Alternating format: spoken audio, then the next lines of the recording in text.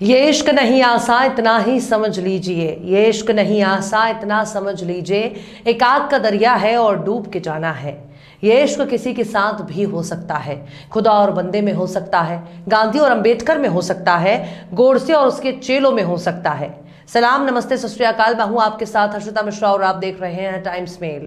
हमारे देश के बंटवारे के लिए कुछ लोग नेहरू और जिन्ना को जिम्मेदार ठहराते हैं, कुछ लोग गांधी को जिम्मेदार मानते हैं, कुछ लोग नेहरू, जिन्ना और गांधी यानी तीनों से नेताओं को जिम्मेदार मानते हैं। जिम्मेदार ठहराने के इसी विवाद में ही नाथूराम गोडसे ने बापू की हत्या कर दी थी, जिसे आज भी कुछ लोग अपना भगवान मानकर पूजते हैं। आपको घर घर में गांधी को गाली देने वाले लोग थोक में पैदा हो रहे हैं।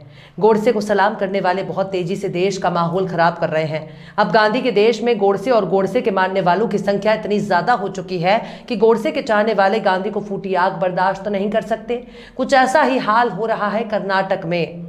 कर्नाटक में हिंदूवादी संगठन हिंदू धर्म की आड़ में अपने वसूली का धंधा चमका रहे हैं। अब इन तथाकथित हिंदूवादी संगठनों ने जब से गोडसे का कलमा पड़ा है, तब से ही इनकी नजर में गांधी ही इब्लिस बन चुका है, जिनको बर्दाश्त करना फिलहाल कच्छेधारियों के बस की बात नहीं है। कर्नाटक में अब फल बेचने वाले मुस्लिम कारोबारियों को उनके मजहब के आधार पर चुन चुनकर बहिष्कार करने के ऐलान किया गया है। हिंदूवादी संगठन श्री राम सेना ने मुसलमान फल कारोबारियों के बहिष्कार का आह्वान किया है, ताकि उनके फल जिहाद को रोका जा सके। जिस कौम को पूरे देश में पंक्चर पुत्र के नाम से जाना जाता है, अब उसी काम के बहिष्कार का ऐलान हिंदूवादी संगठन कर रहे हैं। हो सकता है कुछ दिन में मुसलमानों के माथे पंक्चर पुत्र होने का निशाना भी मिट जाए, क्योंकि कल के हिंदूवादी संगठन इसे भी पंक्चर जिहाद का नाम दे सकते हैं। बस फिल्म सिटी वाले सुधीर तिहाड़ी का इंतजार हो रहा है। जिस दिन तिहाड़ी बाबू ने पंक्चर जिहाद पर प्रोग्राम चला दिया, तो समझ लीजिए कि उसी दिन हिंदूवादी संगठन पंक्चर जिहाद पर हाथ आजमाना शुरू कर देंगे और हर नुक्कड़ चौराहे और गली मोहल्ले में पंक्चर की दुकान खोलकर बैठ जाएंगे। यानी हिंदू संगठनों का मानना है कि फलों के कारोबार पर मुसलमानों का कब्जा हो चुका है, इससे हिंदू कमजोर हो रहा है। मुसलमानों से हिंदू केवल फल खरीद रहा है, बेच नहीं रहा है। हिंदुओं को मजबूत करने के लिए मुसलमानों का विरोध करना होगा, लेकिन कच्छेधारियों से पूछा जाना चाहिए कि मुस्लिम देशों से तेल खरीद कर नरेंद्र मोदी भारत को क्यों कमजोर बना रहे हैं। भारत का पैसा मुसलमान देशों को दे रहे हैं, इससे मुसलमान देश फल फूल रहे हैं और अपनी आमदनी बढ़ा रहे हैं। ऐसे में नरेंद्र मोदी को चाहिए कि मुस्लिम देशों के तेल जिहाद को खत्म करने के लिए तेल लेना बंद कर दें। क्या एक हिंदूवादी नेता पीएम मोदी से इतना भी अपील नहीं कर सकता? क्या हमारे देश के हिंदू पैदल नहीं चल सकते? क्या जरूरी है कि मुस्लिम देशों से तेल लेकर हम अपनी कंपनियां, फैक्ट्रियां, मोटर कार और ट्रक चलाएं? हिंदूवादी संगठनों का आइडिया बहुत अच्छा है, लेकिन यह देश को बांटने का एक नया तरीका है। अब देश का बंटवारा गोडसे के चाहने वालों के जरिए होगा। अब देश का बंटवारा कपड़ों के आधार पर होगा। अब देश का बंटवारा फल, सब्जी और गोश्त के आधार पर होगा। अब देश का बंटवारा रोटी के आधार पर होगा। हिंदूवादी संगठन इस वक्त एक अलग ही किस्म का चिलम का सेवन कर रहे हैं, जिसमें सनातन परंपरा बिल्कुल भी नजर नहीं आ रही। इसमें देश को बांटने और तबाह करने की एक ऐसी साजिश चल रही है, जिसमें निशाने पर केवल और केवल अल्पसंख्यक समुदाय है। निशाने पर केवल मुसलमान ही है, क्योंकि हिंदू राष्ट्र के रास्ते में संघियों के लिए सबसे बड़ा रोड़ा मुसलमान ही है। कर्नाटक में चुनावी सरगर्मियां भी धीरे धीरे तेज हो रही हैं, क्योंकि वहां चुनावी मौसम होने वाला है। इसलिए जरूरी है कि इसकी तैयारी पहले से शुरू कर दी जाए। लिहाजा हिंदू मुसलमान का खेल बहुत जोर शोर से चल रहा है। इनके निशाने में अभी ईसाइयों का आना बाकी है, क्योंकि कर्नाटक में ईसाई भी मौजूद हैं। इसलिए आप इस बात को समझ लीजिए कि हिजाब केवल एक बहाना था, उसका मकसद केवल हिंदू मुसलमान करना था। और हिजाब के बाद जिस तरीके से अजान और अजान के बाद हलाल मीट के मामले को तूल पकड़ लिया, उसने कर्नाटक में भारतीय जनता पार्टी के नाटक को पूरी तरह से बेपर्दा कर दिया। ये कितनी शर्मनाक बात है कि अपनी सियासत चमकाने के लिए देश और दुनिया की सबसे बड़ी सियासी पार्टी ऐसी ओछी हरकत कर रही है, जिस पर केवल थूका जाना चाहिए।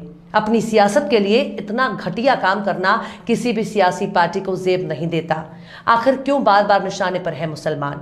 आखिर क्यों अब फल बेचने वाले मुसलमानों को बनाया जा रहा है निशाना? आखिर क्यों मुस्लिमों को आर्थिक तौर पर तोड़ना चाहती है भाजपा? आखिर क्यों अपनी सियासत चमकाने के लिए देश बांटने पर तुली है बीजेपी? आखिर क्यों इन घटनाओं पर खामोश है वजीर आजम?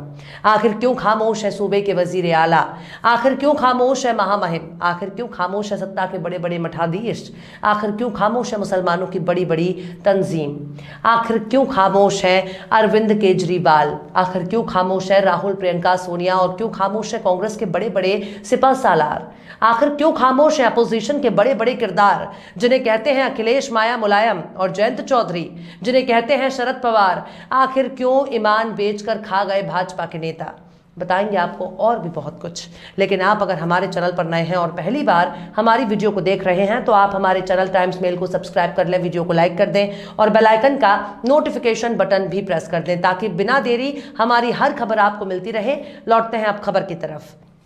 कर्नाटक में हिंदू जनजागृति समिति के समन्वयक चंदू मोगर ने ट्विटर पर हिंदू विक्रेताओं से फल खरीदने की गुजारिश की और दावा किया है कि ज्यादातर फल का कारोबार मुसलमानों के कंट्रोल में है। इन्होंने ये भी दावा किया कि मुस्लिम कारोबारी थूक जिहाद फैला रहे हैं। उन्होंने आगे कहा कि फलों के कारोबार पर मुसलमानों का एक अधिकार है। हम ये भी देख रहे हैं कि इसे बेचने से पहले वो लोग फल और ब्रेड पर थूक रहे हैं। उन्होंने ये भी कहा कि मैं तमाम हिंदुओं से फलों के कारोबार में मुसलमानों के वर्चस्व को खत्म करने के लिए मदद का अनुरोध करता हूं। मैं उनसे केवल हिंदू विक्रेताओं से ही फल खरीदने का आग्रह करता हूं।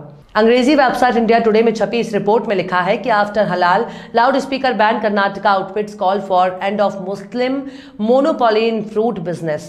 इस खबर में बताया गया है कि हिंदूवादी नेता प्रशांत संबर्गी ने भी मुस्लिम फल विक्रेताओं के बहिष्कार पर अपने विचार साझा किए।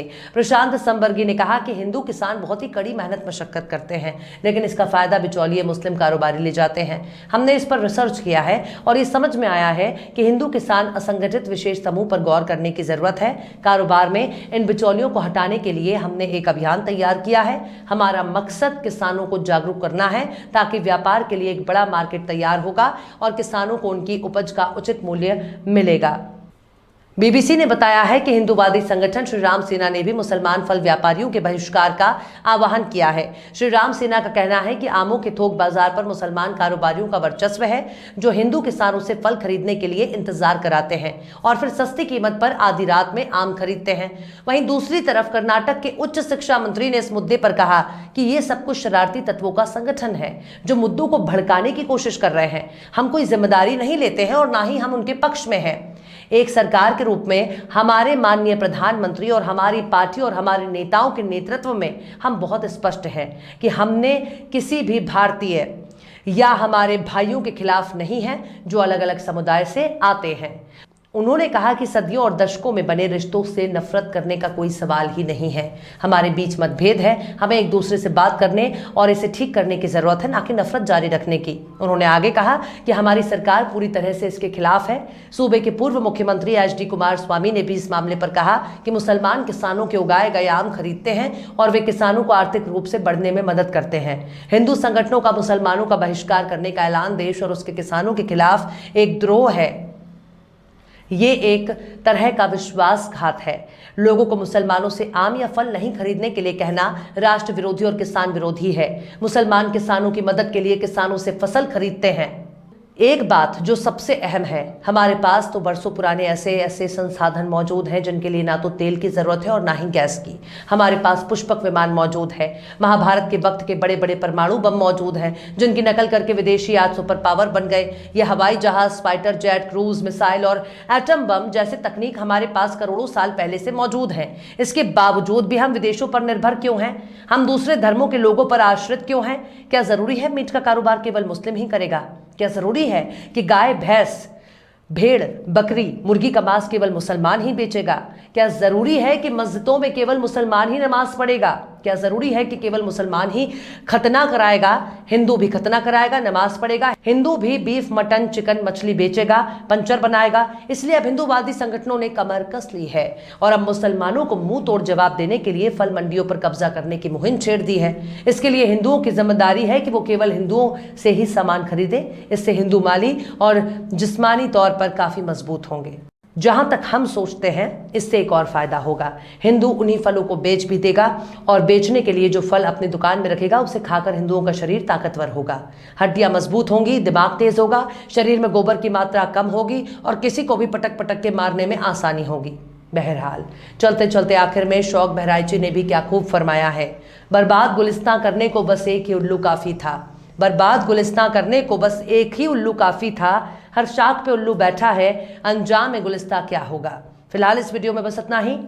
ये वीडियो आपको कैसा लगा कमेंट बॉक्स में आप जरूर बताइए। वीडियो पसंद आए तो लाइक करें, हमारे वीडियो लिंक को फेसबुक, ट्विटर, व्हाट्सएप पर अपने रिश्तेदार, यार, दोस्तों को भी शेयर करें और बेबाक, निष्पक्ष, स्वतंत्र पत्रकारिता को सपोर्ट करने के लिए आप हमारे यूट्यूब चैनल टाइम्स मेल को जरूर सब्सक्राइब करें। और हाँ, बेल आइकन की घंटी वाली बटन भी आप जरूर दबा दें ताकि आपको हमारे आने वाले नए वीडियो की नोटिफिकेशन फौरन ही मिल जाए। फिर मिलते हैं किसी और वीडियो में एक नई खबर के साथ। हर्षिता मिश्रा को दीजिए इजाजत। जय हिंद। तो देख लिया आपने हमारे इस वीडियो को। हमें उम्मीद है कि आपने हमारे वीडियो को लाइक किया होगा और दूसरों को भी शेयर किया होगा।